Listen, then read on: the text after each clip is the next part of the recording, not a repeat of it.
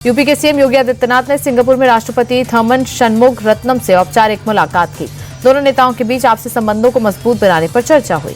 Singapore में CM योगी ने UP के लिए 1 लाख करोड़ रुपए के निवेश प्रस्ताव का महासौगात हासिल किया, जिनमें से 60,000 करोड़ रुपए के एमओयू पर साइन भी हो चुके हैं। लखनऊ में बीएसपी के इकलौते विधायक उमाशंकर सिंह के घर पर इनकम टैक्स की बड़ी छापेमारी हुई। 50 से ज्यादा अफसरों ने गोमती नगर स्थित आवास पर रेड की। डॉक्टर और नर्स के भी आने जाने पर रोक लगा दी गई है। उमाशंकर कैंसर से पीड़ित हैं, उनके 2 ऑपरेशन हो चुके हैं। लखनऊ वाले आवास में वो आइसोलेशन में रहते हैं। उमाशंकर बलिया की रसड़ा विधानसभा सीट से विधायक हैं। ये कार्रवाई ऐसे समय में हुई जब मायावती ने 2027 का चुनाव अकेले लड़ने का ऐलान किया। उड़ीसा के भुवनेश्वर में विजिलेंस ने अब तक की सबसे बड़ी कार्रवाई की। डिप्टी डायरेक्टर ऑफ माइंस के घर पर छापेमारी में 4 करोड़ से ज्यादा कैश बरामद किया गया। इसके अलावा भुवनेश्वर में 2 मंजिला मकान और 130 ग्राम सोना भी मिला। दरअसल मंगलवार को देवव्रत मोहंती को विजिलेंस ने 30,000 रुपए की रिश्वत लेते पकड़ा। आरोप है कि कोयला व्यापारी से कोल डिपो को चलाने के लिए रिश्वत मांगी थी। डिप्टी डायरेक्टर की गिरफ्तारी के बाद विजिलेंस ने मोहंती के 3 ठिकानों पर छापा मारा, जहां से 4 करोड़ से ज्यादा का कैश जब्त किया गया।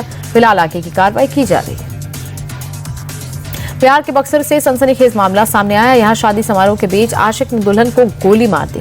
वरमाला के लिए जैसे ही दुल्हन स्टेज पर पहुंची, अचानक उसने गोली चला दी। फायरिंग की तस्वीरें कैमरे में कैद हुई। गोली चलने से शादी में शामिल लोगों में अफरा तफरी मच गई।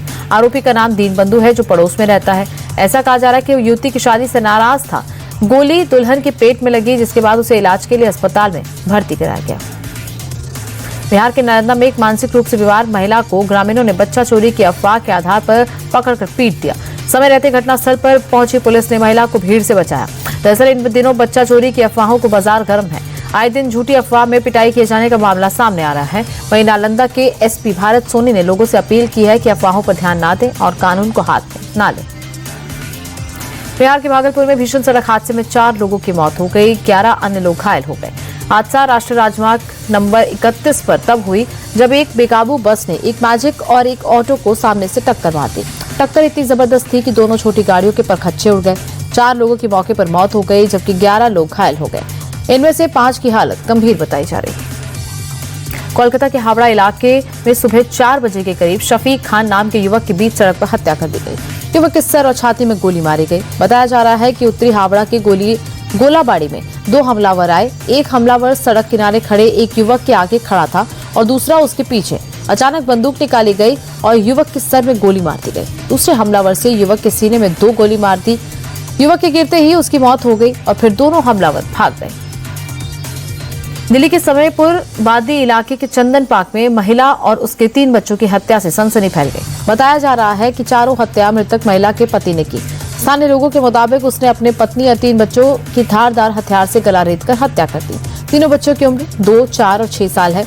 आरोपी पति मुंचुन आजादपुर मंडी में अदरक बेचता है और वारदात के बाद से फरार है। दिल्ली में गैंगस्टर लॉरेंस बिश्नोई के वकील की कार पर बीती रात अंधाधुंध फायरिंग हुई। कश्मीरी गेट आईएसबीटी के हनुमान मंदिर के पास बाइक सवार अज्ञात हमलावरों ने कार पर ताबड़तोड़ फायरिंग की, जिसमें कार के शीशे फूट गए और पिछली सीट पर बैठा एक शख्स 2 गोली लगने से घायल हो गया। कार ड्राइवर किसी तरह कार को सिविल लाइंस के एक होटल तक लाने में कामयाब हुआ। फायरिंग के बाद हमलावर मौके से फरार हो गए।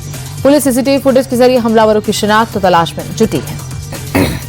मुंबई के बिजनेसमैन और ज्वेलर्स झारखंड के जामताड़ा वाले साइबर ठगों के निशाने पर हैं। आरोपी कई लोगों को लॉरेंस बिश्नोई गैंग के नाम पर धमकी दे चुके हैं। इन लोगों ने कारोबारियों को धमकी भरे मैसेज और कॉल भेजे। इस मामले में विलेपार्ले पुलिस ने 5 आरोपियों को अरेस्ट किया है। इनमें से एक आरोपी झारखंड से भी अरेस्ट हुआ। पकड़े गए सभी 5 आरोपियों को न्यायिक हिरासत में भेजा गया। फिलहाल पुलिस मामले की जांच कर रही है।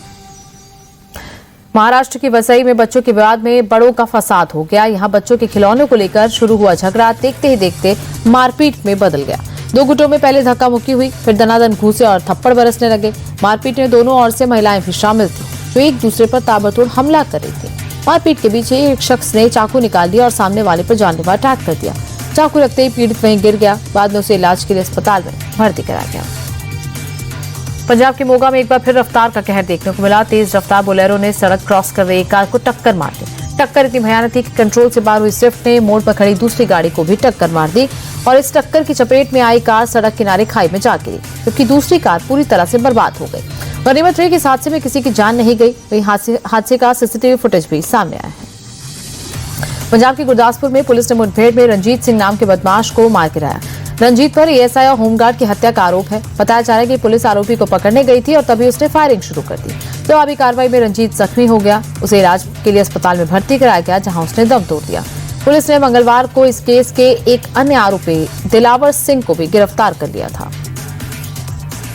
मध्य प्रदेश के धार में स्थित भोजशाला को लेकर एएसआई रिपोर्ट में बड़ा खुलासा हुआ।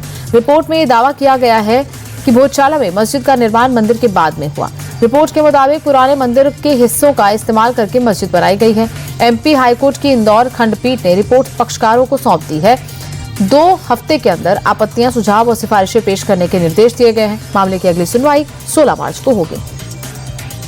हरियाणा के आईडीएफसी फर्स्ट बैंक घोटाले के मामले में विजिलेंस ने बड़ी कार्रवाई करते हुए मास्टरमाइंड रिभव ऋषि समेत 4 लोगों को गिरफ्तार किया। पुलिस जांच में पता चला कि मास्टरमाइंड रिभव ऋषि इससे पहले आईडीएफसी फर्स्ट बैंक का मैनेजर रह चुका है। रिभव ने ही अपने साथियों के साथ मिलकर हरियाणा के सरकारी डिपार्टमेंट के खातों में 590 करोड़ रुपए निकाले थे। गिरफ्तार आरोपियों में मास्टरमाइंड रिभव ऋषि, अभिषेक सिंगला, अभय, स्वाति शामिल है। यूपी के बहराइच में शादी समारोह में जा रहे युवक पर कुल्हाड़ी से जानलेवा हमला किया गया। कुल्हाड़ी युवक के सर में फंस गई। गंभीर हालत में उसे लखनऊ रेफर किया गया। घटना बहराइच के पयागपुर थाना क्षेत्र इलाके की है। कृष्ण कुमार नाम के युवक पर कुछ अज्ञात हमलावरों ने जानलेवा हमला किया। पीड़ित युवक ने बताया कि वो एक शादी के कार्यक्रम में शामिल होने आया था, जहां से उसे लौटते समय उसके साथ ये घटना हुई। T20 वर्ल्ड कप के सुपर 8 में श्रीलंका और न्यूजीलैंड के बीच आज बेहद अहम मुकाबला होगा। मैच कोलंबो में शाम 7 बजे शुरू होगा। सेमीफाइनल की रेस में बने रहने के लिए दोनों ही टीमों के लिए करो या मरो की स्थिति वाला मैच है। श्रीलंका को पिछले मैच में इंग्लैंड के खिलाफ करारी हार मिली है, जबकि पाकिस्तान के खिलाफ न्यूजीलैंड का पिछले मैच बारिश की वजह से रद्द हो गया था।